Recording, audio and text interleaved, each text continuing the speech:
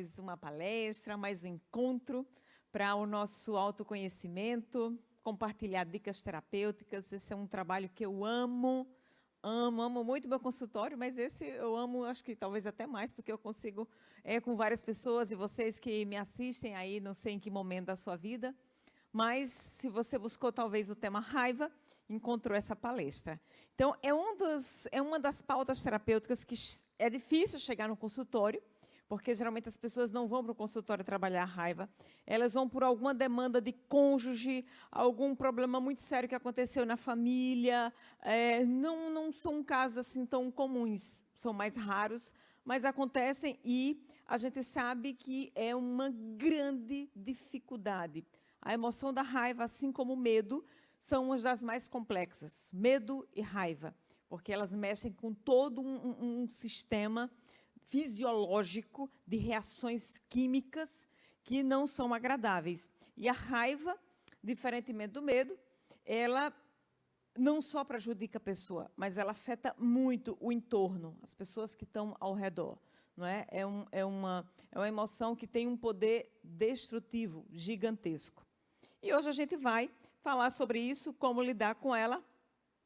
A gente sempre começa aí falando do nosso contexto atual. Aí eu fiz vários recortes e dei o grifo ali nessas últimas situações onde a gente pôde conhecer muito próximo aí essas pessoas que tinham essa emoção um pouco mais aflorada, a emoção da raiva. Nessas questões políticas do Brasil, não só o Brasil, mas outros países também, essa polarização política trouxe muitos conflitos, onde a emoção da raiva, o ódio, porque a raiva a gente poderia até ter um espectro dela, desde a da questão mais leve, uma leve irritação, a um temperamento mais forte, até a agressividade e ataques de fúria. Não é? Ou seja, a gente consegue dimensionar ela em várias etapas. Mas o que a gente viu nessa questão política foram ataques de fúria, foram agressividades, famílias se fragilizando. Foi feita uma pesquisa nos Estados Unidos, porque lá também houve essa polarização, e se identificou que até a ceia do Dia de Ações de Graças, ela diminuiu o tempo, porque as famílias não estavam conseguindo mais passar tanto tempo na mesa. É uma festa muito tradicional nos Estados Unidos, o Dia de Ação de Graças. E as pessoas passaram menos tempo na mesa, porque o convívio, por conta dessa polarização política, se complicou. E a gente sabe que por trás disso aí está a questão das mídias, das redes sociais. As fake news, aquele compartilhamento, aqueles grupos de família, aquelas discussões, os embates. Eu tive um caso, não. Minha irmã, o esposo dela é de Floresta, uma cidade aqui do interior de Pernambuco. Não sei se alguém conhece. Mas nessas questões políticas aí, dessa polarização que a gente vivenciou com relação à presidência da República, lá em Floresta, houve um caso de assassinato, uma briga de família por redes sociais. Um tio com um sobrinho, e começou a discussão por essas questões políticas, e você está certo, é você que está errado, bom, enfim, vocês sabem como é a coisa. Enfim, uma ameaça que se cumpriu. O tio saiu de lá, foi lá na casa do sobrinho, algumas ruas depois, e matou o sobrinho ali dentro de casa, no convívio familiar. Ou seja, é só para vocês terem uma ideia de onde a raiva chega. Porque era uma família que antes dessas situações estavam lá na mesa, estavam bebendo, estavam conversando, mas uma discordância, um extremismo, não é? Vai se chegando a esses ataques. Fiz alguns recortes e trouxe um recortezinho ali que está de vermelho, a manada de raivosos, porque a gente viu aquele ataque em janeiro, também, né, a gente acompanhou, aí ao vivo e a cores, aquela situação do Planalto, tal. Como é aquilo? Todas aquelas pessoas tinham a emoção da raiva de forma descontrolada? Não. Muitas pessoas talvez fossem como eu e você. Eu não tenho a emoção da raiva, para mim ela é quase zero, eu controlo muito bem. Mas o elemento ali, há um elemento psicológico ali envolvido, que se chama o efeito manada. As pessoas são envolvidas por outras, e ali a questão das redes sociais, o convite, o anonimato, porque ali é o anonimato, ninguém sabia quem estava convidando, quem estava falando, os grupos se montavam, e, claro, tem as mentes que são, né, as controladoras. É nessa mente que está realmente a fúria, a raiva. E essa mente tem o poder de ter esse controle e de conduzir, de arrastar pessoas. Não é? Aí o que é que acontece? Esse efeito de zebras a valentões. A fúria coletiva causadora de bullying virtuais, a linchamentos, vem da segurança de se estar em grupo. Repare o que é que faz uma pessoa, como eu e você, pacata, de nenhum comportamento de violência, entrar dentro do ônibus, ir para uma situação daquela e quebrar, e sabe, fazer coisas horríveis. É justamente o poder que a pessoa sente em estar em grupo. Eu não faria nunca sozinha, mas quando a gente está em grupo, a gente se sente mais fortalecido. Numa briga de ônibus, em situações assim que você vai, o sentimento porque a raiva, a essência dela é o sentimento da justiça. E teve um caso, eu tinha esse recorte, mas eu nem coloquei, já faz um tempo, o motorista de ônibus, acho que foi em Belo Horizonte, ele tem um mal súbito, ele desmaia e aí ele sai atropelando várias pessoas na rua, bate em carro. É uma cena assim horrível. E quando o ônibus para, ele está lá desmaiado, que ele retorna, ele é linchado e morto pela população. Porque as pessoas ali estão sob um ataque de fúria, achando que ele fez aquilo dali, de propósito, que ele ali se desgovernou, não prestou atenção, mas não tinha sido nada disso. E aí tem alguns ataques, né? Um homem tem um ataque de fúria, quebra um áudio de 600 mil, assim, na rua, briga com a mulher e vai lá e tem esse ataque de fúria. Esse é recente, de um médico, né? Ele estava fazendo residência, um estágio, e ele se hospeda do lado de um quarto onde tem um jovem, um estudante ali se hospedou no mesmo hotel, né? E aí o menino faz um barulho à noite e ele chega num nível de irritação tão grande que ele sai do quarto dele, agride e parece que esse jovem também morre. E a gente aí coleciona todos os dias com a questão midiática, todos os dias você vê uma pessoa com um acesso de raiva, um acesso de fúria, aonde chega a esses finalmente aí da agressão e até a morte. Nosso Estado, por si só, a gente tem a questão muito, muito cruel do feminicídio, mas, necessariamente, o feminicídio ele não está atrelado a essa questão da raiva em si, mas a questão da posse, da ideia da posse. Não é meu, então, às vezes, é uma pessoa pacata, uma pessoa super tranquila, mas que tem algum distúrbio, e a ideia da posse é tão forte que ela não aceita perder. E, numa possível ideia de separação, ela vai lá e mata a pessoa. A segunda parte, a gente vem para essa compreensão técnica do que é a raiva. Aí, a definição, né, de um modo geral, a gente entende um pouquinho que a raiva, ela define-se como esse sentimento de protesto, a questão da justiça. Alguma coisa você não concorda, não é? Insegurança, muitas vezes, timidez ou frustração contra alguém ou alguma coisa, que se exterioriza quando o ego se sente ferido ou ameaçado. A raiva, ela só vai realmente vir à tona, ela só é acionada quando há uma ameaça, um sentimento de ameaça, não é? A raiva ela tem toda essa estrutura. A nossa última palestra foi sobre o pânico. E eu expliquei uma questão, assim, a questão um pouco do cérebro, de como está muito envolvido questão neural. A gente pensa assim, a pessoa numa crise de raiva, agressão verbal, e fala coisas horríveis, tal, mas tem todo um sistema fisiológico envolvido, não é? Aí, veja, alguns psicólogos apontam o desenvolvimento moral e psicológico do indivíduo como determinante da maneira de como a raiva vai ser exteriorizada. Alguns estudos dizem que a criança ela já nasce com essa emoção aí em níveis desconfigurados. Já é algo que a gente nasce. Você já percebe uma criança, bebê, às vezes, chorando, mas com traços de irritabilidade, não é? A forma que ela chora, quando ela quer uma coisa, é diferente, né? Tem bebês que choram, você acalanta e vai ali, consola, ele se conforta. Há outros que não. Bebê. Aí, repare, todo esse contexto familiar vai conduzindo em um processo educativo de controle e de manejo dessa raiva, não é?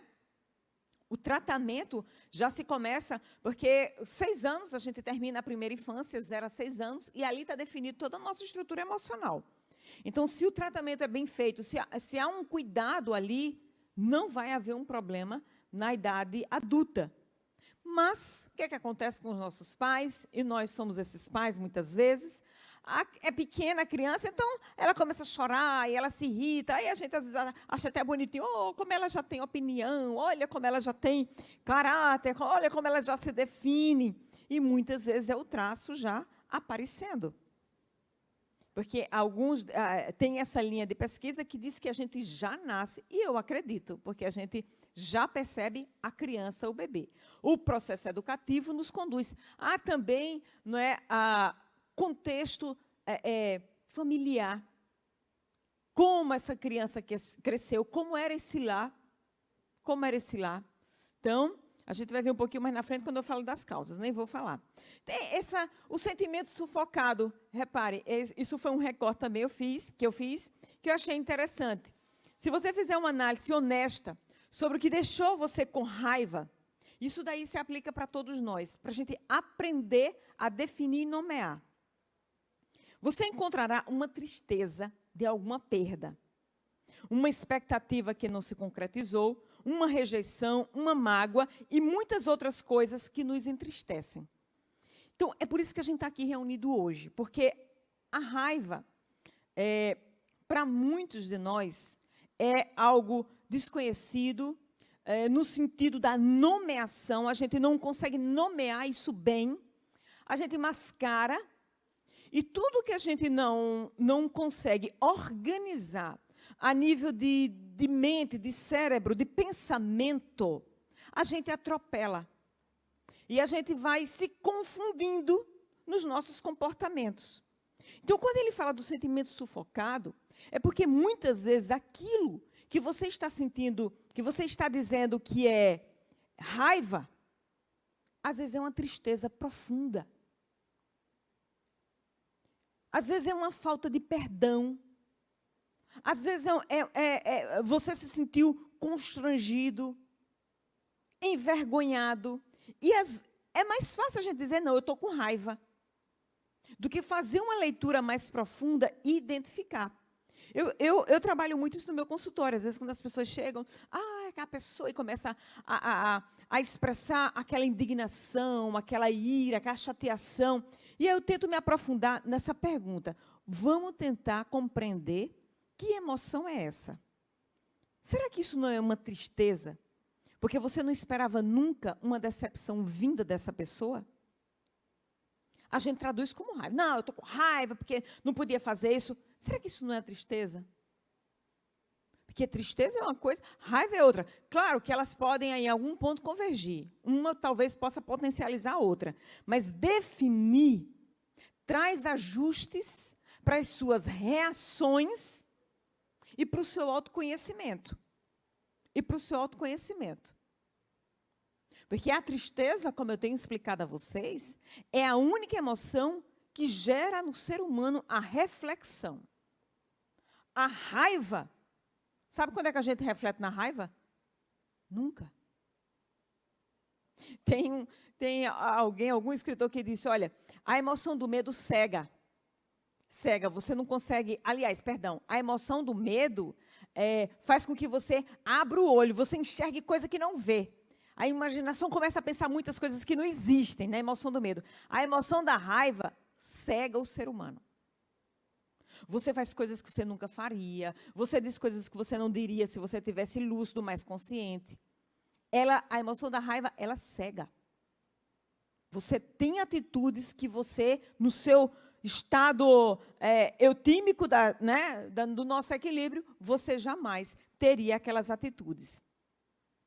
Então, 2 mecanismos eu quis citar, porque é uma literatura vasta, mas a gente precisa ter um entendimento aí minimamente razoável do que é essa emoção e do poder dela sobre nós. Esses mecanismos, a base dele é psicanalítica. É da psicanálise, não é da TCC, da terapia cognitivo-comportamental, que é a melhor abordagem. As técnicas que eu vou trazer para vocês, as dicas, são da TCC. Mas o mecanismo que aciona a raiva, eu vou beber lá na psicanálise, na teoria analítica, porque realmente eu acho que se encaixa muito aí nos nossos pormenores, na nossa história de vida. E ele diz o quê? Duas coisas. O sistema de atribuição. Nós temos um sistema de atribuição. A gente vai atribuir coisas, sentidos, valores, a tudo. E aí, atribuir, repare, o mecanismo que ativa ela. Atribuir ao outro intenções negativas. É como se o seu sistema de atribuição, ele tivesse o que a TCC vai chamar de disfuncional, desadaptativo, o sistema de atribuição. E como é isso, Soraya?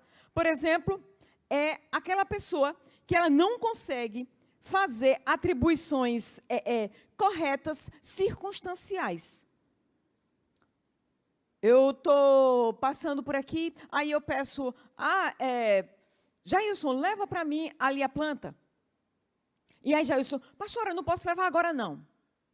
E aí, na hora, se eu sou essa pessoa aqui, o meu sistema de atribuição, ele é disfuncional, eu vou pensar, mas rapaz, como o Jailson é mal educado?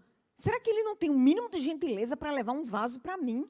Poxa vida, esse negócio pesado. E aí aquilo já me dá um mal-estar. E aí eu já começo, veja, já meio que perco o rebolado, porque fico indignada. Eu pedi para ele me trazer o vaso, e aí ele só me diz assim, pastor, eu não posso agora não, que eu estou aqui ocupado. Mas o que é que eu atribuo àquela fala dele, aquele comportamento dele? Ele não me respeita, ele é um cara que não é gentil, ele é um cara que, sabe, não me ajuda, ele está vendo a minha necessidade e não coopera comigo. O sistema de atribuição de uma pessoa raivosa, ele é totalmente desregulado. E, gente, para quem convive com pessoas raivosas, com esse sistema desconfigurado, é muito cansativo. Porque a pessoa está sempre fazendo uma leitura negativa, extremamente negativa, de tudo. Lá na frente eu vou mostrar a vocês as distorções cognitivas que uma pessoa com essa mente ela faz.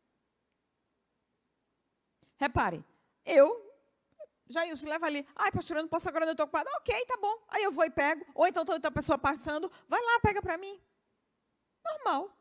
Mas a pessoa que ela tem esse viés raivoso, ela jamais, ela não consegue fazer uma atribuição circunstancial. Meu Deus, ele está ocupado, ele está fazendo outra coisa agora.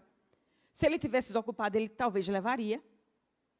Eu observo a circunstância, o momento. A pessoa, um desses mecanismos que aciona, ela sempre atribui intenções negativas ao outro. Aí, o marido chega em casa, estou cansado, bota aí a mesa. Aí ela, espera ainda, meu amor, daqui a pouco eu boto. Ele, está vendo? Eu chego em casa cansado e você nunca me atende, eu peço as coisas, você não faz para mim. Sempre é uma atribuição muito negativa do outro. Não consegue. Gente, eu estou falando de modo generalista. Generalista. É uma relação que ela se torna muito complexa. Estou falando de cônjuge, mas isso é com qualquer pessoa. Pessoa que ela tem esse viés, frustração, repare, o outro mecanismo. Frustração, impedimento de um prazer que era iminente. Por exemplo, me programei toda, me organizei para fazer meu lanche, aí boto minha mesinha, coloco tudo lá, só que esqueci alguma coisa, aí eu volto. Quando eu volto, eu bato a mão na mesa, cai tudo no chão, ou cai um copo, e aí eu já xingo. Está vendo que essa mesa, essa mesa não presta? E já vou xingar com a pessoa que estava ali comigo, ou que botou a mesa, ou que, sei lá, puxou um pouco mais para lá. E já acabou. Já fico chateada, já xingo, já desmereço todo o trabalho que foi feito, se foi outra pessoa que fez para mim, ou se eu mesmo fiz, mas para mim já acabou. Porque eu fui frustrado. É como se fosse um impedimento de um prazer que, para mim, ia acontecer naquela hora. tem aqui, aí você passou e deu uma topada, e aí machucou. Quem botou essa mesa nesse lugar? Quem botou essa cadeira? Quem tirou isso daqui? E já xinga, e já diz muitas coisas. Veja, esse é outro viés. A gente, o tempo todo, a gente está lidando com isso. Se você não é essa pessoa, talvez você conviva com alguém. Isso, há correções? Há correções. Para a gente que convive com pessoas assim, eu vou te dizer assim, você também vai precisar de terapia para aprender a conviver com pessoas assim, porque não é fácil. É extremamente cansativo. É extremamente e desgastante, porque esse outro, é como eu estou te falando, é um sistema de atribuição corrompido. E isso, e aí, Soraya, como é que isso está? Está lá nas crenças, desde a infância, em coisas que a pessoa acredita, em frustrações, em traumas. Isso a pessoa vem carregando a vida toda.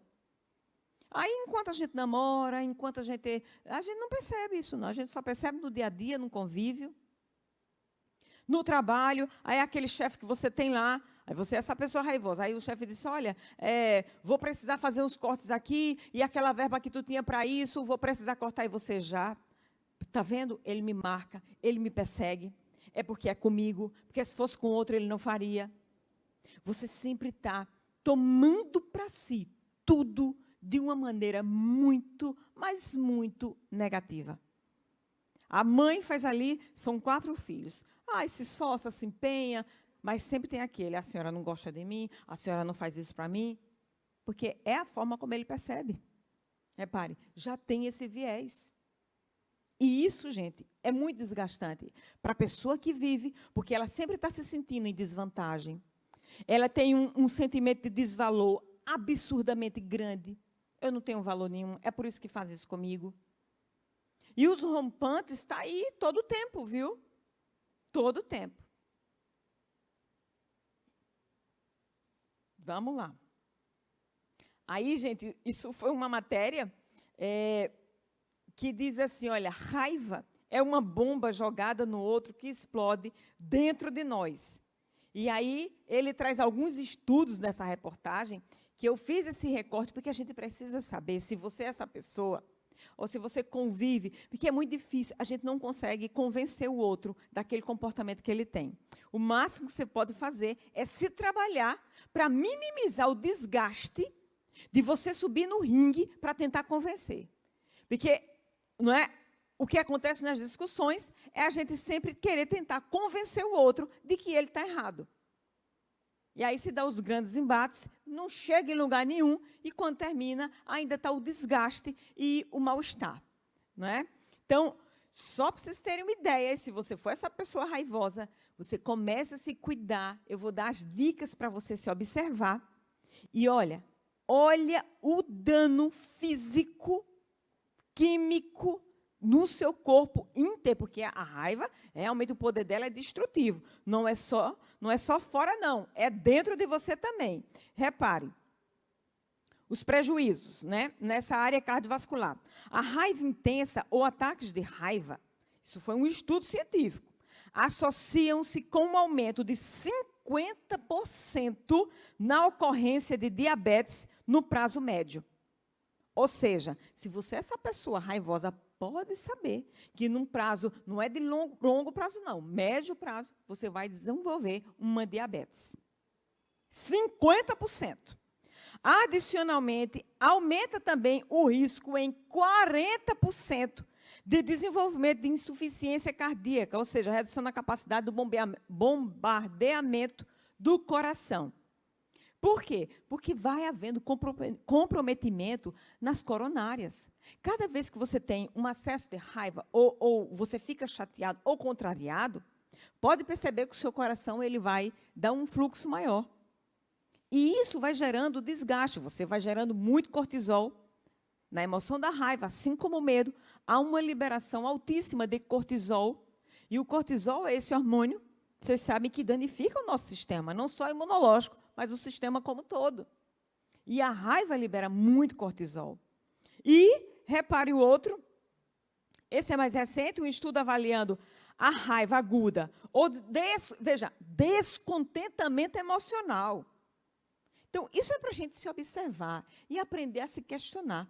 Por que é que você se estressa tanto? Por que é que você se agarra tanto com coisas pequenas?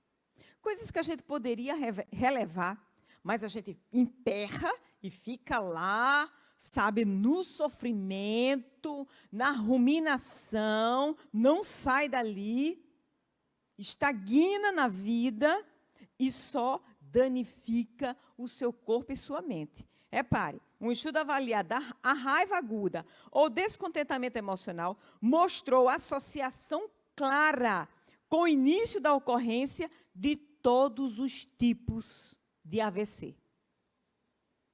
Repare, todos os tipos de AVC.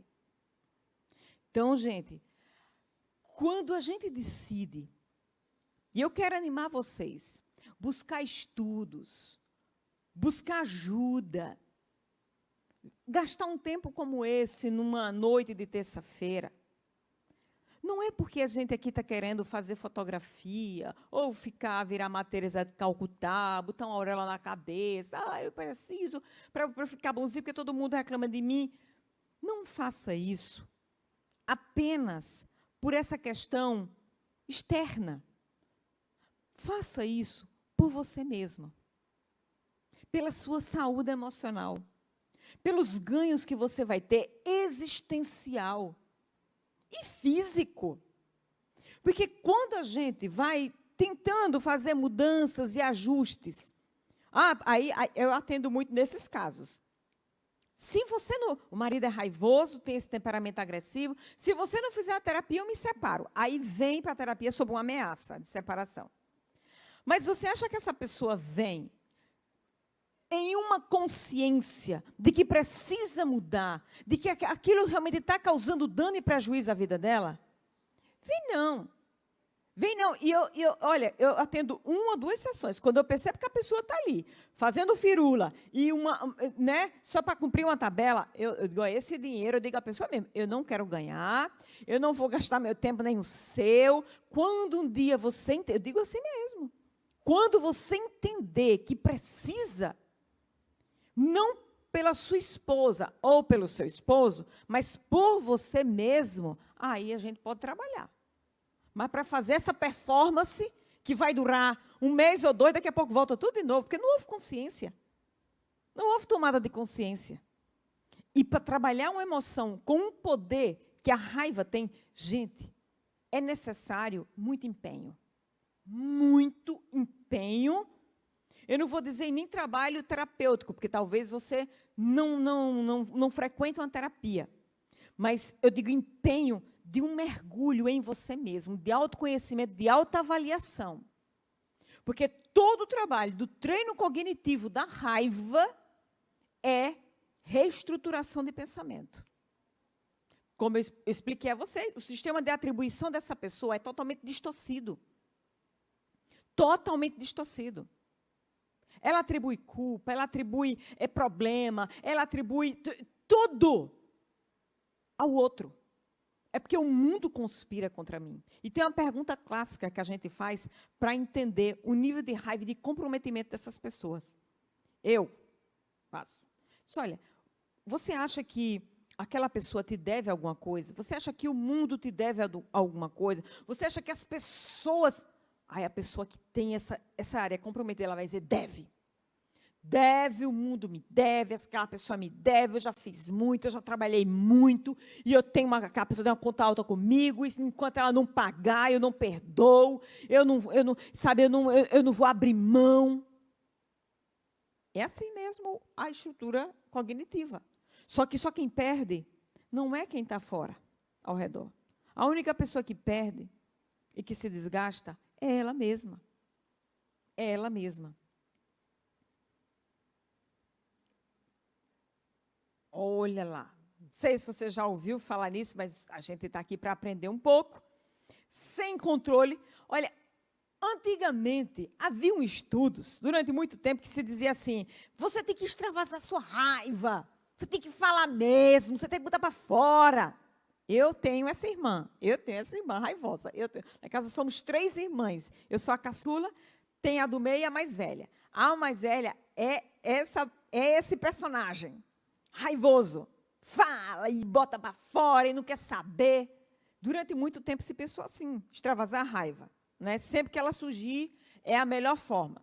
Né? Como alguns aconselham. Aí, hoje, não é adequado nem sábio, e tem um dos maiores estudiosos do transtorno da raiva. Olha o que é que ele diz. Isso são estudos que ele fez recente. Expressar raiva provoca mais raiva ainda. Expressar dessa maneira desajustada, viu? Porque expressar a raiva de forma assertiva é o que a gente está fazendo aqui para a gente aprender. O problema é expressar a raiva ali como o Incrível Hulk, que se estourava e saía destruindo o mundo todo. Aí, olha o que é que ele diz, expressar a raiva provoca mais raiva ainda, não é? E, ao invés de reduzi-la, o melhor é aprender como ser assertivo ou como regular suas emoções para diminuir essa fúria. Por que você acha que expressar raiva, extravasar raiva, naquele sentido ali do Hulk, piora? O que é que você acha que piora? Vocês podem arriscar por que piora?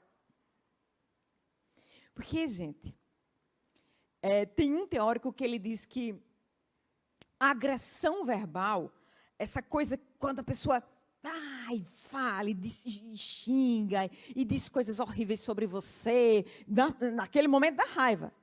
Não é, às vezes não é nem tanto o que ela pensa sobre você, é o momento do extravasar. Ele diz que esse extravasar, esse grito, as pessoas tem algumas que gritam, é porque a falta de argumento. A falta de argumento lógico. A falta de uma coerência no pensamento. E aí a pessoa, ela vai fazer isso, vai se expressar da pior maneira possível, da maneira agressiva. E quando ela faz isso, gera mais raiva, porque ela vai percebendo que nada acontece com aquilo. O que é que acontece muitas vezes? Piora. Piora. Aquela situação que ela está querendo controlar, aquilo que ela está querendo convergir para ela mesma, as pessoas vão percebendo, seja lá quem estiver ao redor vai dizendo, eita, peraí, ainda calma, não é assim não. E as pessoas vão se afastando, se afastando. E ela percebe que não consegue, e aí dá mais raiva ainda. Então, expressar raiva de maneira agressiva piora. A gente precisa expressar a raiva, sim, mas de maneira assertiva. E aí, gente, o Incrível Hulk aqui é só uma figura para vocês do que hoje a gente chama, ele representa o TEI. Já ouviram falar do TEI? Transtorno explosivo intermitente. Isso é um transtorno, está lá no DSM-5. E eu trago para vocês entenderem mais esse formato aí da mente do ser humano. Hoje, a gente tem visto muito, é um quadro que cada vez mais tem surgido crianças já com esse diagnóstico, porque já se diagnostica a partir de 6 anos o transtorno explosivo intermitente. E o que é? Ele é uma patologia, repare, relativamente comum, mas que é frequentemente negligenciada, porque a gente, no momento do diagnóstico, confunde os sintomas com características da personalidade. A gente vai, não, porque a pessoa é assim mesma, porque essa criança é assim mesma, é explosiva, tem esses acessos de fúria, a gente confunde isso. Mas a gente precisa estar atento, porque o que são traços que você acha que é um transtorno de personalidade, pode piorar e pode chegar a vias mais complexas do comportamento. Repare, o transtorno envolve episódios repentinos, só para você entender, é diferente da raiva, a gente vai ver a diferença. Envolve episódios repentinos e repetitivos, né, de comportamento impulsivo, agressivo e violento, ou explosões verbais raivosas, nas quais o paciente reage de maneira grosseira. Aí tem aí a sacada, o pulo do gato, para vocês entenderem. E desproporcional à situação. Foi só o copo de água que estava aqui, que eu bati e caiu. Mas quando esse copo de água cai, eu entro num acesso de fúria. E eu xingo, eu brigo, eu fico com raiva. Quem botou isso aqui? É toda aquela história. Veja, não é só uma crise de raiva. Porque a proporção, não é intenção. Qual é a palavra? Começa com I. Intensidade. A intensidade, ela é muito maior. Ela é muito maior no transtorno explosivo intermitente. Aí, ó, a diferença entre um e outro. O que diferencia é que um ataque de raiva comum é a frequência e a intensidade, repare, do comportamento explosivo. Todos nós podemos ter um momento de fúria, todos nós aqui. Inclusive, tem um filme clássico, Um Dia de Fúria. Um trabalhador comum, ele sai para trabalhar, e aí um evento dá errado. E aí ele não consegue administrar aquilo ali. Aquilo não é um TEI, aquilo ali é um acesso de fúria que vai durando, porque uma situação vai atraindo outra, e daqui a pouco ele não consegue mais controlar. Claro que ele tem essa emoção da raiva de uma forma descontrolada, mas é um filme clássico que representa para a gente o que é um ataque de fúria. Não é o transtorno explosivo intermitente, não é? Veja, todos nós podemos ter um momento de fúria, mas o que caracteriza o TEI é que essas ações são recorrentes e sua intensidade é exagerada diante do que despertou. Muitos pacientes relatam se sentirem possuídos, com sangue nos olhos, e se compara esse personagem do Hulk. Sabe o que é que a gente escuta no consultório? Né? Alguns relatos de pacientes. Olha, a pessoa tem o diagnóstico do TEI. E a pessoa diz assim, olha, quando eu tenho uma crise, eu quero bater, eu quero... E se tiver muitas pessoas, eu quero bater de todo jeito, nem que eu apanhe, mas se eu der um murro, eu já estou aliviado. Porque tem 5, 6, a pessoa é um só. A pessoa é um só. Mas ele não quer saber, ela não quer saber, porque isso também dá em mulher. O TEI também tem, mulheres têm, somente quando ela está no período de TPM. E a pessoa não quer saber. Ela não quer saber se vai apanhar. Na cabeça dela, assim, se eu der um murro, se eu acertar na cara, eu já ganhei. E você vê muito isso, sabe aonde? Em estádio de futebol. A pessoa só tem um infeliz lá vestido com a camisa de Santa Cruz. Me perdoe os tricolores. Tem a turma toda do esporte ali passando. Aí ele vai e aí tira onda. Tira onda, vai apanhar ou não vai? Vai, mas ele não quer nem saber. Porque ele diz assim, eu apanho, mas eu dou. Um apanha, um murro eu dou, eu acerto. É a pessoa, porque ele está com muita raiva. E o transtorno, ele tem essa característica, ele não quer saber. Ele é tomado por esse acesso. Aí, gente, tem toda uma questão, como eu expliquei para vocês, cerebral. O que é que acontece na mente de uma pessoa que tem o transtorno explosivo intermitente? Os estudos indicam, porque hoje a gente tem uma coisa chamada ressonância magnética funcional, que ela fotografa o cérebro ao vivo e a cores. Então, se coloca as imagens de violência, de tudo, e a pessoa que tem esse transtorno vai sendo fotografado. E o que é que se mapeou? A área do cérebro que é acionada quando vem a raiva é chamada amígdala. Não é essa da garganta, não. São 2 negocinhos bem pequenininhos, o tamanho aqui que fica atrás, lá no centro, amígdalas. E nessa região está lá essas 2 emoções primitivas, o medo e a raiva. O que é que acontece quando a situação acontece? Porque ela vem de 2 formas, ou pode ser exterior ou pode ser interior por conta de uma interpretação. Não é? De uma interpretação. Então, aquilo já me toma interiormente. Nem aconteceu algum fato externo. Eu me lembro, repare, uma memória, se a pessoa tem um transtorno, pode vir toda essa carga química.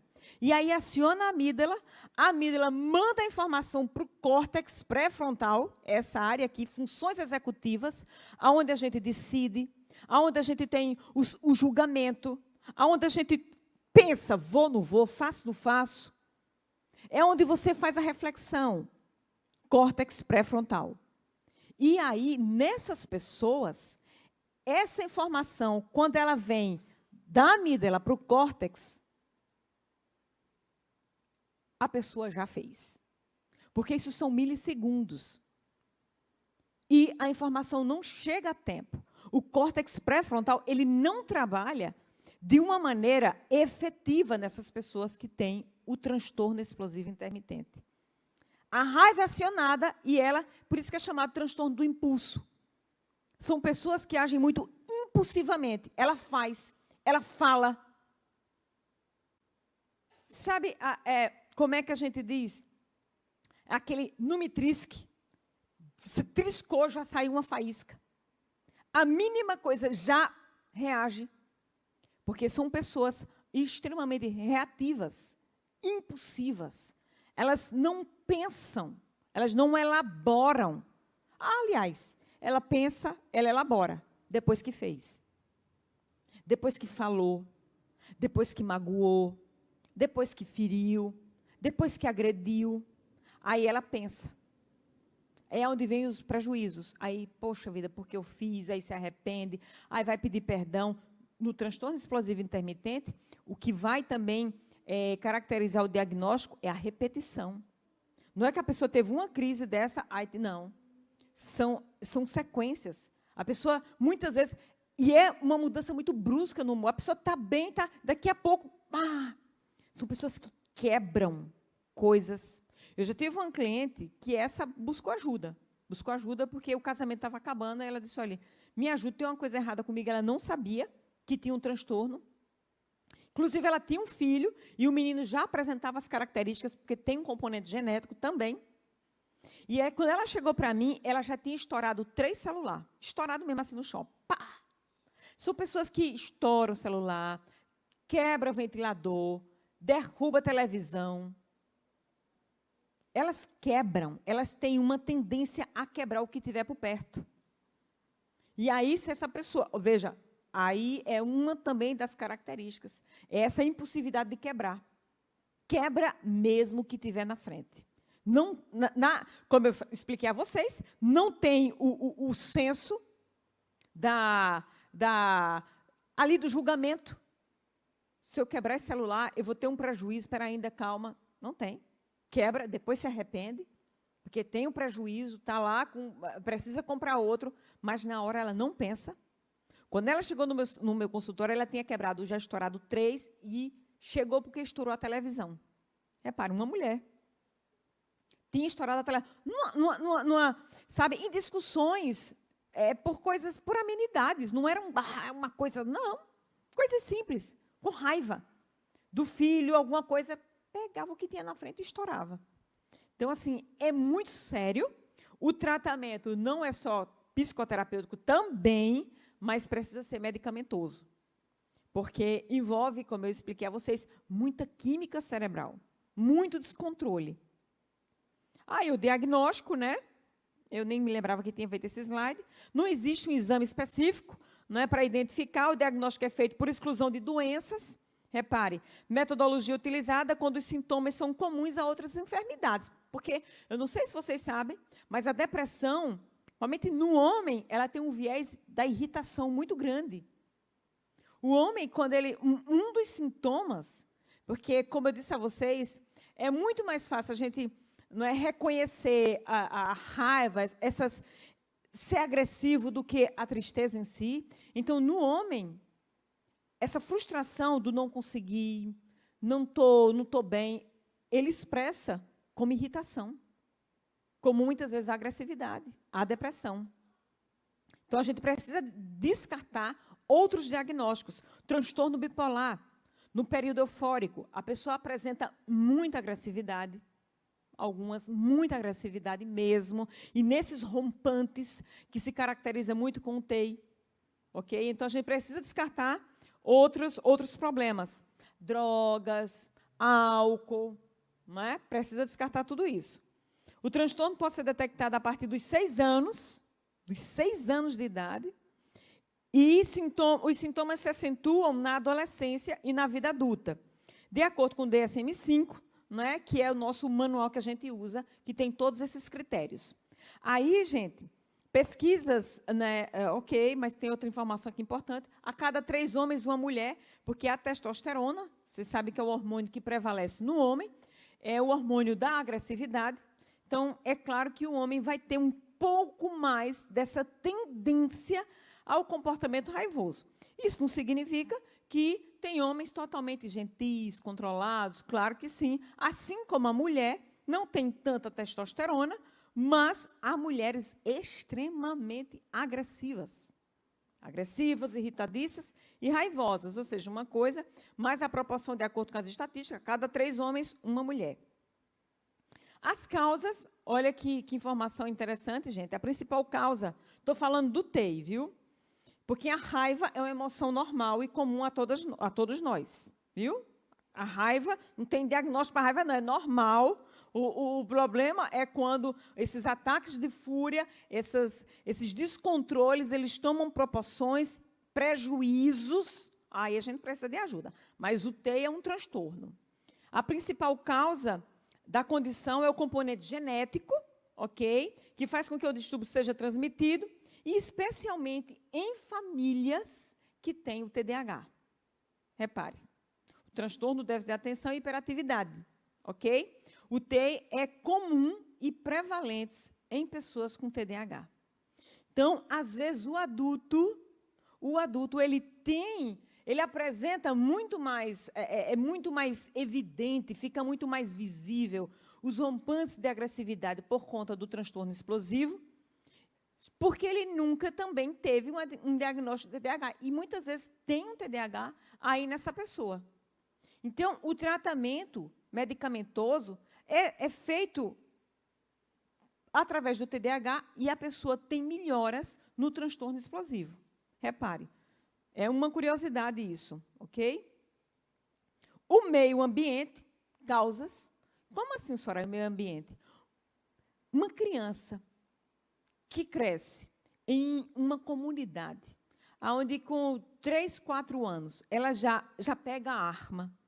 O pai já ensina que tem que matar para se defender, que mulher tem que apanhar, que sabe que se ele fizer uma coisa errada, ele vai sofrer até, é amarrado, é preso, é acorrentado. Vocês sabem que isso existe, né? Jogado dentro de um tonel. De vez em quando a gente vê na televisão. Criança que descobriram 2 irmãos dentro de um tonel, preso, que o pai botava ali. Aí imagina, você já com uma criança dessa, ela cresce saudável e com as emoções, vai meter a emoção da raiva de uma maneira aí que dá para seguir uma vida tranquila? Desorganiza tudo, minha gente. Desorganiza tudo, não tem como. Então, a questão, claro que não são todas, porque é algo chamado resiliência. Já ouviram falar dessa palavra? E alguns de nós temos resiliência. Viveu em situações adversas, se criou em um bairro extremamente pobre, viveu numa comunidade extremamente violenta, cresceu numa família onde os pais batiam, o pai era alcoólatra, a mãe espancava, passava fome, mas tinha resiliência. Essa criança cresceu, estudou, saiu daquela comunidade, se formou, criou uma família lá com seus traumas, repare, porque isso deixa marcas, mas não foi impeditivo para essa pessoa seguir. Isso se chama resiliência. Aí a gente não pode, por essa pessoa, aí fazer um diagnóstico e dizer, não, porque essa pessoa tem que enfrentar, eu consegui, Calma, né? Essa coisa, a resiliência não alcança todos nós, é uma minoria, mas o meio ambiente pode destruir, sim, a estrutura emocional de uma pessoa. A maioria das pessoas com esse distúrbio cresceu e foi criada em famílias. Olha aí aonde está também o outro viés da causa. A maioria das pessoas com esse distúrbio cresceu e foi criada em famílias onde o comportamento explosivo e o abuso verbal e físico eram comuns ou frequentes. Então, se não tem o viés genético, se não tem, muitas vezes esse ambiente, essa criança cresceu com aquele pai que gritava muito, com aquela mãe descontrolada, com aquela mãe que não tinha, sabe, uma consciência, uma lucidez nas atitudes. Uma hora dizia uma coisa, outra hora era outra coisa. Batia, xingava, outra hora estava de bem, era amorosa. Então, são lares que a gente chama disfuncionais e que muitos dos transtornos, né, vêm desses lares. Tem um grande psiquiatra brasileiro, eu sempre digo a vocês, que ele diz que não existe transtorno mental. Ele diz que existe lares, famílias disfuncionais. Ele é bem radical, o Dr. Moisés Grossman. Ele é brasileiro. Ele tem toda uma teoria da terapia familiar sistêmica. E ele diz que não tem transtorno mental. Ele é radical nisso aí. Eles têm lares disfuncionais. O transtorno mental, ele é um reflexo da disfuncionalidade de uma família. Alguém vai ser, ele chama... eu não me lembro como é o nome, personagem não. É o elemento mais fraco, e é aquele elemento que vai adoecer. Sempre haverá na família, tem um nomezinho que diz, que é aquela pessoa que vai adoecer. Em toda família, sempre haverá o mais frágil. E é ele que vai ser aí... sabe, que vai ser sugado por todo esse comprometimento familiar. Aí, gente, chego nas dicas terapêuticas, porque aqui realmente eu quero gastar um tempo com vocês, um tempinho a mais aí que eu tenho, meia hora. Mas, para lidar com essa emoção da raiva, repare, é preciso ajustar a nossa percepção dessa possível ameaça. Porque a pessoa raivosa, ela entende esse mundo como muito ameaçador. A raiva, ela é natural, ela é, como eu expliquei para vocês, fator de proteção, ela nos protege. Nós precisamos naturalmente da raiva para nos proteger, porque se você não tiver essa emoção, você vai ser aquela pessoa passiva demais, vão te passar a perna onde você chegar, você chega numa fila, aí todo mundo passa na sua frente, você chega no restaurante e bota a pior comida e você não reclama, você não diz nada. Ou seja, a raiva é fator de proteção, a gente precisa dela para sobreviver. O problema é quando tudo se torna essa ameaça e aí eu me protejo demasiado. Eu me protejo de quem não preciso. Me protejo da minha esposa, me protejo do meu marido, me protejo dos meus filhos, porque eu acho que todo mundo conspira contra mim. E todo mundo está tramando contra mim. E ninguém gosta de mim. E ninguém faz nada para me ajudar. E ninguém, sabe, coopera para o meu crescimento, para o meu fortalecimento. Está sempre alguém conspirando. A maneira da pessoa pensar, a pessoa que tem essa emoção distorcida, ela pensa de forma muito, mas muito ruim mesmo sobre o mundo, porque tudo representa essa ameaça. Aí, olha, pensamentos automáticos distorcem a percepção da realidade, fazendo com que, por exemplo, situações normais sejam vistas como ameaçadora, sendo um gatilho. Tudo se torna um gatilho para essa pessoa que tem essa disfuncionalidade no que diz respeito à emoção da raiva. Aí, são 3 pontos que eu trago para vocês e, nesse terceiro ponto, eu vou trazer justamente essas distorções que uma pessoa que tem essa emoção desregulada vai ter do mundo. Você pode não ser essa pessoa, mas talvez você conviva com ela. E eu trago isso para você entender a cabeça de uma pessoa assim, que é algo, sabe, surreal, literalmente. Repare, da próxima vez que você se chatear com alguma coisa, eu estou falando com vocês, ou alguém, procure observar, isso é regra padrão ouro na terapia cognitivo-comportamental. Procure observar os pensamentos que surgiram acerca daquela situação e da pessoa.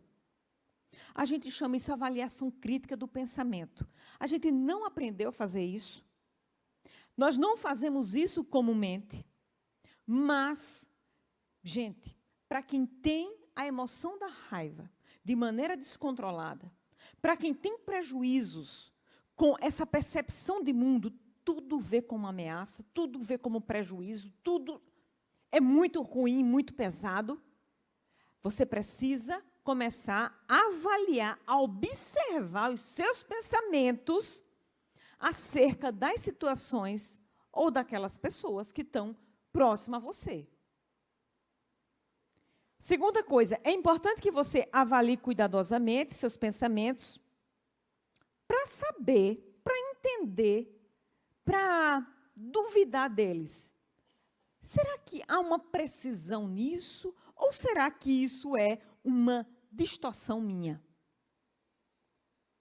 Veja, isso já, a gente já está num aprofundamento aí do autoconhecimento. E isso, gente, é terapia cognitivo-comportamental todo o tempo, em toda sessão. Olhe para o seu pensamento e duvide dele. Será que isso é uma coisa real? Será que isso realmente há uma precisão nessa minha leitura? Será que, porque eu pedi para Jailson botar a planta e ele não pôde vir, será que é realmente porque ele não gosta de mim? Meu Deus, quantas coisas ele faz para mim que me ajuda? Obrigada, Lucas.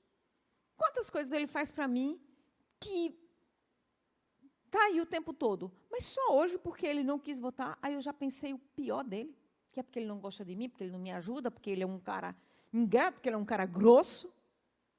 Então, ter esse critério, minha gente, isso demanda tempo, e por isso que a gente não faz. A nossa vida, nós mesmos atropelamos. E hoje, mais do que nunca, porque a gente não quer gastar tempo fazendo autoavaliação. A gente quer ver a notícia que saiu lá no Instagram, a gente quer ver a última postagem não sei de quem, a gente quer ver o vídeo do YouTube, daquele blogueiro, daquela pessoa que dá aquela... A gente quer ver qualquer coisa. A gente não quer olhar para nós mesmos. O que a gente não quer é fazer essa avaliação criteriosa dos nossos pensamentos. E, gente, o nosso maior ganho existencial é quando a gente para olhar para nós mesmos, para olhar para o seu pensamento, para duvidar deles, para criticá-los. Não no sentido de te botar para baixo, mas no sentido de você, opa, peraí, ainda, calma. Será que isso realmente faz sentido? Será que eu estou realmente tendo uma postura assertiva? Será que eu estou sendo justo com essa pessoa e comigo mesmo? Porque quando você pensa o pior da outra pessoa, além de você não estar sendo muito de acordo, você está só se auto-sabotando. Porque quem fica ruim no final da história é você mesmo. O outro passou desapercebido, ele veio, não pôde botar a planta, está ali, continua trabalhando. E eu fui quem fiquei chateada. Eu fui quem guardei a mágoa, como diz meu filho, fiquei na mágoa. E aí essa mágoa não é só com o Jailson aqui da planta. É quando eu saí ali no estacionamento, porque alguém passou na minha frente. É quando eu estiver num sinal que o cara da minha frente demorou mais e eu fiquei, esse estúpido que não vê que o sinal abriu, esse idiota que... Não... E tudo essa pessoa faz um comentário pejorativo, faz um comentário agressivo, disfuncional. Aí a pessoa, você está lá e a pessoa vai lá e passa assim com o carro, tira o fino no céu. Isso é um idiota, não sabe dirigir, podia estar em casa. Meu Deus, aquela pessoa acabou de tirar uma carteira de habilitação. Está pelejando para aprender a dirigir. Assim como você um dia tirou a carteira de habilitação e um dia também fez barbeiragem. Sim ou não? Eu tenho a maior compaixão de quem faz coisa errada no trânsito. Porque na minha cabeça, eu também um dia fiz... Eu também um dia aprendi a dirigir, e na minha cabeça... Veja, a gente precisa pensar o melhor. Isso é uma forma da gente aliviar o juizinho da gente. Pensa o melhor. Meu Deus, se essa pessoa acabou de sair do Detran com essa carteira feliz da vida, e eu estou aqui condenando, bem dando um buzinão, deixando a pessoa nervosa. Faça isso não. Ô, Jesus, abençoa, faz com que ela dirija direitinho, senão que ela não bata. Eu vou assim, orando, intercedendo pelo mundo todo da minha vida. É sério. Inclusive, essa é uma das técnicas do Dr. Robert Léry, lá no livro Você Não É o que Você Pensa. Lá no finalzinho, ele vai explicando. Gente, aprenda a contemplar. A gente não contempla, a gente agride as coisas que a gente vê. Eu quero entrar agora nisso aí. O terceiro, os pensamentos distorcidos são disfuncionais e podem assumir várias formas que apenas pioram a situação. É aqui que eu chego com você. E vamos fazer essa leitura, faz de conta que a gente está na terapia, porque a gente trabalha muito isso, em quem tem essa emoção da raiva de uma maneira cruel. Observe essas distorções. O nome disso são distorções cognitivas. Rotulagem é uma delas. Eu acho que eu trago aqui 6 ou 7. Rotulagem. O que é isso? É a atribuição de um rótulo negativo sem considerar outras hipóteses ou evidência. Por exemplo, você é um idiota, você é um burro, você é um tolo. Rotulagem, você sai rotulando as pessoas. Meu Deus, e se aquela pessoa ali estava num dia ruim? E se aquela pessoa realmente não sabia fazer aquilo especificamente? Lembra lá no começo que eu fiz? A pessoa não consegue olhar a circunstância, ela simplesmente rotula. Meu Deus, ela não soube fazer aquilo. Ela não soube apertar aquele parafuso, mas ela sabe mexer com encanamento. Mas você já diz, isso é um burro, isso é um idiota, porque não sabe fazer uma coisa simples dessa. Você sabe, ela não sabe. Então, gente, vamos ter esse critério de observar como é que a gente está rotulando as pessoas, olhando para o outro, fazendo avaliações, dizendo coisas. Próxima vez que você for chamar alguém de burro, de idiota, de tolo, não sei de quê, pense 2 vezes. Meu Deus, será que isso não é uma rotulagem? Tenha mais cautela, porque isso é um viés dessa distorção cognitiva, não é? Aí, pendendo para essa emoção da raiva, que vai olhando tudo de uma maneira muito ruim. Maximização. Quando se avalia alguém, maximiza-se o componente negativo e minimiza-se o positivo. Por exemplo, a minha professora me deu a nota baixa. Ela é muito injusta. Ela é muito ruim, porque ela me deu a nota baixa. Mas foi aquela. E as outras notas boas que ela te deu? Repare, mas a gente maximiza. Aí, recentemente, lá no grupo da família, a gente vê muito essas confusões. Você identifica logo que é um raivoso. Aí, essa minha irmã mais velha, ela é raivosa. Aí, está lá no grupo da família, aí a minha irmã do meio postou assim, escreveu lá no WhatsApp. A mana mais velha, como foi que ela escreveu? A mana mais velha, ela é... como foi? Ela fez um elogio, Ela disse, ela é a nossa cabeça, não, ela é a que comanda a gente. Ela fez um elogio, é a nossa mentora. Ela disse uma coisa assim, bem legal. Aí botou ponto. Era uma mensagem só. A nossa mana mais velha... porque eu estou esquecida mesmo o termo que ela usou. Mas foi uma coisa bonita. Foi uma mensagem bonita. E aí, o segundo parágrafo. Mas ela tem uma língua grande. Minha irmã é raivosa. Você acha que ela fixou em quê? Gente, isso deu um babado no grupo. Isso que eu tive que entrar. Eu sou psicóloga, eu não sou psicóloga do meu consultório. Eu trabalho na minha família, com os meus irmãos, com os meus filhos na minha casa. Eu não sou uma psicóloga que eu ganho dinheiro com isso, não. Eu vivencio a minha profissão na minha casa e com os meus. Aí, é claro que eu entrei, aí fui lá no privado dela, claro, porque aí ela foi no privado comigo. Primeiro foi ela. Está vendo como é que ela faz isso comigo? Ela disse que eu sou uma língua grande. Não, que eu tenho uma língua pesada. Não disse nem da língua grande. Mas ela tem uma língua pesada. Mas ela disse, você viu, Soraya, que absurdo. Que não sei. Aí foi, falou, aí eu deixei. Isso em Belo Horizonte, a gente estava voltando no avião. Aí eu, calmamente, aí gravei um áudio bem carinhoso. Mana, olha, deixa eu te explicar uma coisa. Nesse momento, a emoção da raiva lhe tomou. Aí preste atenção aonde foi que você fixou o seu olhar. Porque antes dela dizer que você tinha a língua pesada, ela disse que você era o máximo. Que você era a nossa mana mais velha. Que você... Mas você só fixou nisso aí. Porque ela ficou com muita raiva. Ela fez uma confusão no grupo da família. E os irmãos chorando, eita, pelo amor de Deus, que confusão é essa? Mania, a gente chama de mania. Mania, não precisa disso. Foi só uma brincadeira de Sandra. E vai, conversa vai. E ela não abria a guarda. Ela fez isso, aí ela descascou. Lá no grupo lá da família. Aí eu aqui no privado, acalmando ela. Eu disse, mana, vamos treinar uma técnica assim mesmo, que nos orienta a você focalizar no que é bom, mulher. Houveram duas... Aí peguei o texto que a irmã mandou e fiz o grifo. Houveram dois parágrafos nesse texto da Mana. Olha onde você fixou. Você só fixou no segundo parágrafo. Se você tivesse agarrado com o primeiro, você estava chateada como você está agora? Você estava triste como você está? Porque a pessoa que tem essa emoção da raiva, minha gente, ela não fica chateadinha, não. Ela fica muito chateada. Ela amarra a cara, ela fica sem falar. Ela vai passar 1 mês ou 2 aí sem falar com ela. É a trava. Ela adoece. Ela adoece, aí começa a sentir coisa. Ai, estou passando mal, me acuda. Isso é muito sério. Isso é muito sério. Vocês estão entendendo o viés cognitivo da reestruturação do pensamento?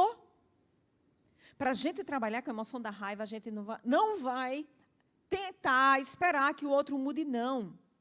A gente vai aprender a reestruturar pensamento. Se você é a pessoa. Porque se for seu marido... Personalização. Olha outra distorção.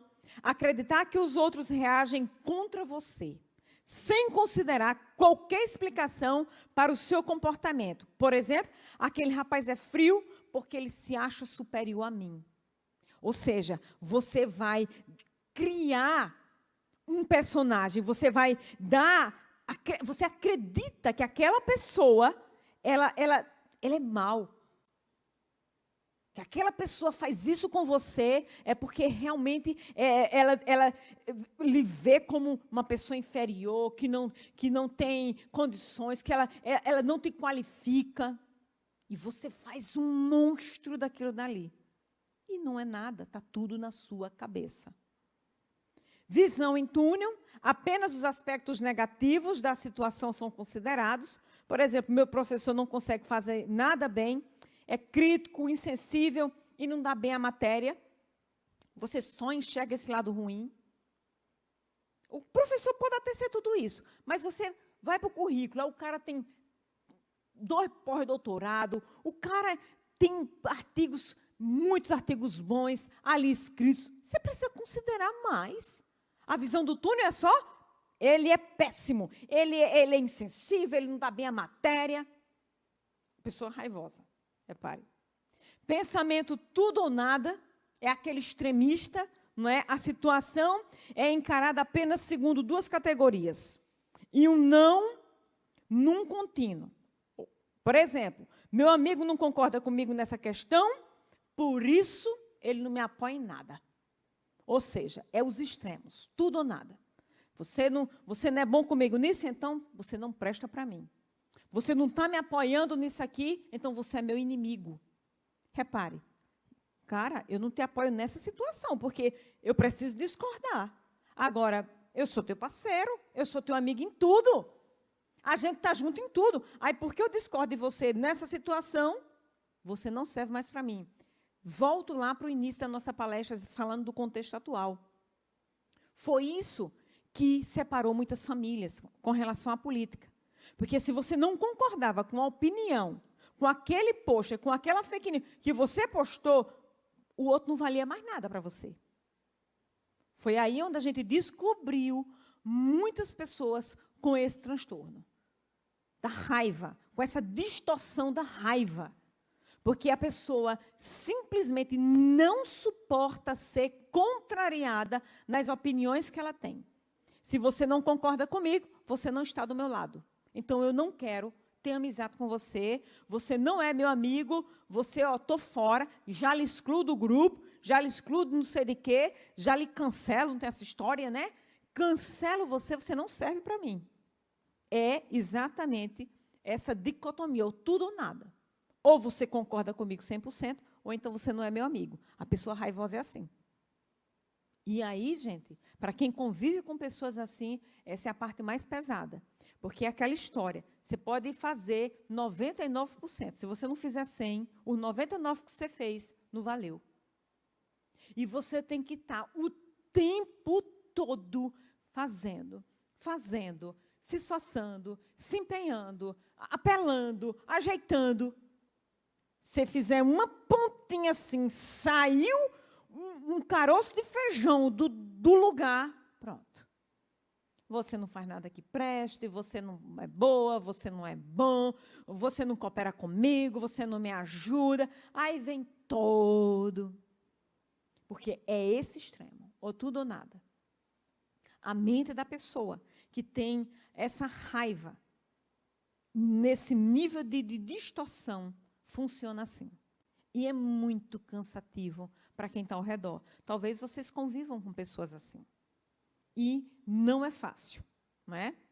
Aí, esse último ponto, que misericórdia é o que eu mais escuto no consultório, está certo, não é? Continuamente você tenta provar que as suas opiniões e ações são as corretas. Está errado, é impensável. É impensável. Por exemplo, gritar para minha colega foi totalmente justificado, porque ela mereceu pelo que fez. Repare, a pessoa gritou, a pessoa foi ali totalmente deselegante, foi uma situação constrangedora. Mas, não, eu estava certo. Você viu o que a pessoa fez comigo? Você viu? Então, eu estava certo. A minha atitude foi corretíssima. E ai de você, se discordar. Se disser, rapaz, não, tu pegou pesado. Não foi, aquela atitude ali não foi boa, pronto. Você já é um inimigo, viu? Já é um inimigo. Estou te falando para você entender o perfil dessa pessoa. E se você é essa pessoa, se avalie. O tratamento é a reestruturação. Isso daqui, gente, isso é protocolo ouro de terapia cognitivo-comportamental para trabalhar a raiva. Para trabalhar a raiva. Tem uma teoria, eu não me lembro como é, mas é teoria da... Como é a terapia racional emotiva. Foi o precursor dos tratamentos no manejo do controle da raiva. Psicoterapias, que eu falei agora? Emoções reativas.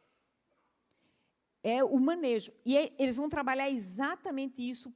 Gente, eu falei aqui rapidamente, porque a gente está numa palestra, mas cada item desse é tema para 2, 3 sessões de terapia. Porque a pessoa vai se identificando, e a gente vai se encontrando, e vai se falando, e vamos anotar as situações onde você rotulou, onde você personalizou, essa visão de túnel, porque o tempo todo isso está acontecendo. E a terapia cognitivo-comportamental, ela trabalha muito com escrita, com formulários. Para manejo de transtornos dessa natureza, é um trabalho extensivo e a pessoa tem que querer muito. Aí, outra dica é o relaxamento, né, através da respiração. Relaxamento, a técnica da respiração e do relaxamento progressivo é padrão ouro, também para os transtornos de ansiedade e os transtornos impulsivos, para que a pessoa consiga se acalmar. Não tem aquela velha história, quando você estiver com raiva ou estiver numa crise de acesso, você conta até 10 para falar, não tem essa história? Eu já disse a vocês, não foi? Isso tem um fundo, isso tem um fundo cognitivo, porque disse que quando você está com raiva, quando você aciona aí todo o sistema límbico, amígdalas, toda essa questão cerebral, o lado do cérebro que está atuando muito é o emocional. E aí, quando você conta até 10, 1, 2, aí você está puxando o lado da razão. Porque quando você conta, você vai utilizar um raciocínio lógico. 1, 2, 3, 4. Quando você conta, o lado da razão vai sendo estimulado. E aí, o lado emocional vai sendo amenizado. Repare aí que há um viés de lógica no velho ditado. Conte até 10. Não é só para contar, não. É porque você vai estimular o lado da sua razão. Então, não só conta. Faça uma conta de dividir. Faça uma conta de multiplicar. Ninguém sabe mais fazer uma conta de dividir na cabeça. Faça uma raiz quadrada, se você tiver um negócio muito complicado. Faça uma... Enquanto você estiver fazendo a raiz quadrada, a raiva foi-se embora, passou. E, gente, uma das coisas também que eu falo muito, tente fazer uma avaliação. Essa raiva que eu estou sentindo agora, será que daqui a uma semana, por esse mesmo motivo, eu sentiria essa raiva? Essa emoção como está comigo agora, se passando aí 5, 6 horas, será que eu vou estar desse jeito que eu estou agora? Você sabe que não vai estar. Ela passa. Aí esse é uma boa pergunta para você acalmar os seus ânimos e tentar dar um respiro para lá na frente poder assertivamente agir de acordo. E não no impulso, naquela hora. Porque ali você está tomado de reações químicas. Não vai dar certo. Né? Na pior das situações, sei que você não é uma pessoa agressiva, de dar um murro, de fazer coisas mais complicadas, mas muitas vezes as nossas palavras, elas agridem muito mais do que um soco. E depois que a palavra é lançada, vocês sabem, né? Depois que a palavra é lançada, ela encontra um lugar. No coração, na mente do outro. Eu tenho casos de terapia de casal que a palavra foi lançada na lua de mel. Não foi, mas foi algo agressivo. Ali, no momento de calor, de cansaço. Lua de mel, depois do casamento, aquela festa, aquela coisa toda. A pessoa chegou lá, estava cansada. E, num momento totalmente inapropriado, lançou. Tinha esse viés da raiva. Não é que a pessoa estava com raiva naquele momento. Mas, o cansaço, né? Quando é que a raiva... Eu também não coloquei isso. Mas quando é que a raiva, ela encontra corpo? É quando você está cansado, com fome, e muitas vezes em níveis de estresse, porque, né, alguma coisa saiu do controle e tal. Mas cansaço e fome também podem levar você a ter atitudes e ações, se você tem esse viés da raiva, que você precisa pensar, meu Deus, eu estou com fome, então eu preciso comer, porque a pessoa com fome, a pessoa vira bicho. Meu marido, ele brinca, ele diz que dá a Nordeste, começa a se tremer. Mas dá a Nordeste se tremendo e também brabo. Né? Homem tem muito mais isso, fica brabo. Então, se você está com fome, pelo amor de Deus, não faça comentários. Se tem decisão para tomar, espere um pouquinho. Você pode tomar decisão errada. E nessa lua de mel, foi justamente o cansaço. A pessoa estava virando assim. E disse uma coisa, lançou. Aí, depois da palavra lançada, pedido de perdão, e não sei o que lá. Mas encontrou um lugar no coração. E a pessoa, tem pessoas que se impressionam. Eu brinco com vocês, tem esse tipo de pessoa que impressiona. Pronto, ele disse aquilo comigo. Pronto. Isso daí criou uma marca e a pessoa não consegue retomar. Né? Bom, para a gente terminar, aí vamos às perguntas, né, que a partir de hoje, desse projeto Terça, a gente vai ter uma modalidade que são as perguntas aqui. A gente se despede do nosso público que nos assiste. E, para você que me assiste, você pode fazer sua pergunta no direct, se você for meu seguidor no Instagram, ou mandar alguma mensagem, não sei. Enfim, mas melhor no direct mesmo. Deixa a pergunta lá, porque eu quero abrir caixas de respostas lá gravando vídeos e respondendo. Porque é uma forma que eu posso fazer um trabalho voluntário, terapêutico, com muito amor, que eu sei que eu não consigo atender todo mundo, mas respostas simples de perguntas que às vezes está aí no teu coração, você faz lá no direct, escreve num papel, vou deixar ali uma caixinha ali atrás, para a gente tirar dúvidas o tempo todo. Estou à disposição. Aí diz aí a Bíblia, não é? E eu vou voltar. Eu vou voltar porque naquele estudo... Será que eu consigo? Aquele estudo lá do coração, que eu trouxe para vocês, um bocado veja, não é um estudo evangélico, viu? É um estudo científico. Mas olha o que é que ele diz. Vamos lá, devagarzinho ele passa.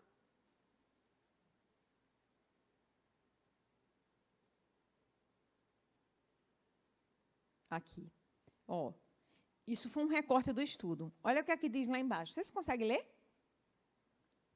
Advertências quanto à consequência desastrosas da raiva são conhecidas desde o Velho Testamento. Isso não é um artigo cristão, não, gente, mas ele fez a citação bíblica, eu achei interessantíssimo. São conhecidas desde o Velho Testamento. No Salmo 37:8, diz assim, olha, evite a ira e rejeite a fúria, não se irrite, isso só leva ao mal.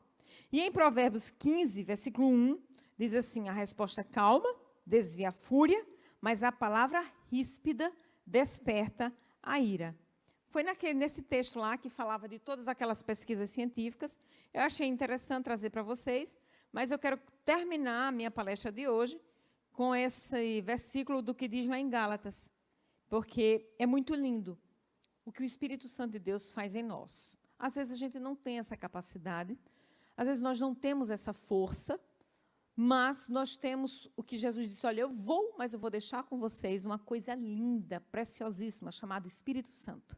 E ele vai produzir no teu coração amor, alegria, paz, paciência, delicadeza, bondade, fidelidade, humildade e o mais importante de todos que eu acho. Aliás, todos são importantes, mas o domínio próprio é aquilo que vai nortear o ser humano a uma vida mais equilibrada. Domínio próprio. Tem pesquisa, assim, eu vou trazer um dia essa palestra muito legal, que fala sobre autocontrole, que a psicologia chama de autocontrole, a Bíblia chama, está lá, como fruto do Espírito, domínio próprio. Eu vou trazer essa palestra, autocontrole, das pesquisas científicas que mostram que nós podemos desenvolver. Deus não nos criou para viver feito bicho, não, minha gente. A emoção da raiva, se a gente não domina, não controla minimamente, porque ela é saudável, a gente precisa dela para se defender, mas se a gente não controla, se a gente não se disponibiliza a fazer esse autotratamento, a gente vira bicho. E é como a gente está vendo hoje o mundo se tornando. O povo se matando, se degladiando nas próprias famílias, as crianças pequenas com acesso de... Foi ver, 6 anos já se dá o diagnóstico do TEI. Misericórdia. A gente está voltando para onde? Para que lugar? Porque a gente precisa voltar para Deus. Mas, olha, o domínio próprio, que a gente chama de autocontrole, é possível e temos aí a figura do Espírito Santo disponível para nós. Eu agradeço aí a presença de vocês. A gente vai agora começar com as nossas perguntas e respostas aqui do público e eu me despido de você que está em casa. Um abraço e que Deus te abençoe.